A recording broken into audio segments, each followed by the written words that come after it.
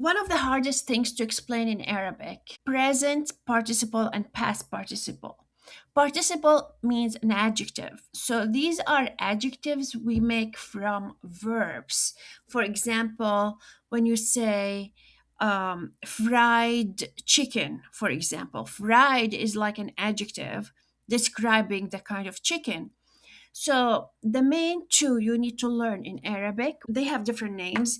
It's either present participle, which some people call it the doer, which is also active participle. So, for example, I am pretty sure you have heard these words: رايح, طالع, نازل, واقف, قاعد.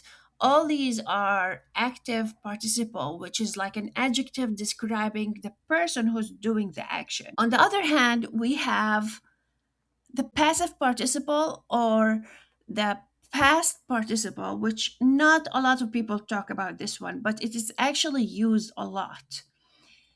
And it's similar to when you want to say something like fried chicken, boiled eggs, things like that. So we have the verb to fry, which is ala.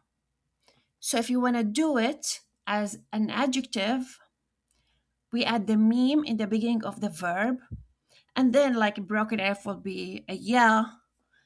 Sometimes we might add a long vowel, but they mostly all start with a meme. And once you practice it, you're gonna get familiar with it. So, for example, ala ma'li, sala boil to boil, maslu boiled, hummus to toast, hummus toasted. So if you notice, we mainly like the main thing we did is we added meme to the verb. So I hope this helps. I hope this was easy. This is like a really quick explanation for the participles, like how we make adjectives from the verbs.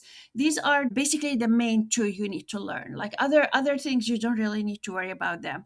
But these two, you just want to know how to use them and practice them in sentences and know what they mean.